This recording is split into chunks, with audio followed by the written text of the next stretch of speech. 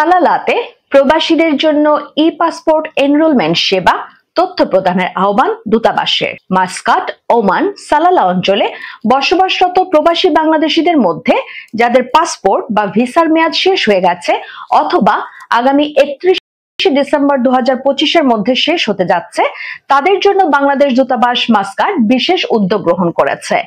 ই passport enrolment সেবা প্রদানের লক্ষ্যে আগামী 6 থেকে 8 ডিসেম্বর 2025 সালালাতে মোবাইল কনসুলার টিম পাঠানো হবে বলে জানিয়েছে দূতাবাস।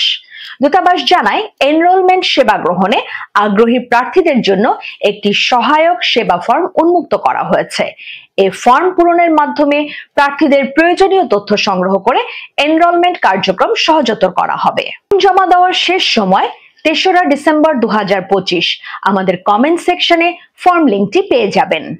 দূতাবাসের নির্দেশনায় বলা হয়, ফর্ম পূরণের আগে প্রার্থীকে অবশ্যই ব্যাংক মাসকাটের নির্ধারিত ব্রাঞ্চ কাউন্টার অথবা মোবাইল অ্যাপের মাধ্যমে ই পাসপোর্ট এনরোলমেন্টের ফি জমা দিতে হবে।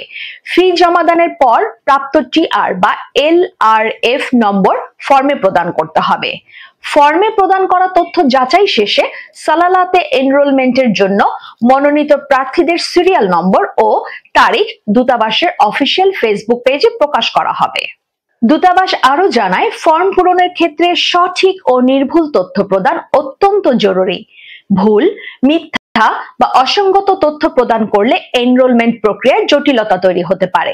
শেষে দূতাবাস সালালা সহ পার্শ্ববর্তী অঞ্চলের সকল বাংলাদেশিকে সহযোগিতার আহ্বান জানায়। ওমানে বাংলাদেশি মালিকানাধীন গালফ এক্সচেঞ্জ দিচ্ছে সেরা রেট। দেশে প্রিয়জনের কাছে টাকা পাঠাতে আজই যোগাযোগ করুন আপনার নিকটস্থ গালফ এক্সচেঞ্জে। গালফ এক্সচেঞ্জ, বাংলাদেশিদের প্রিয় এক্সচেঞ্জ।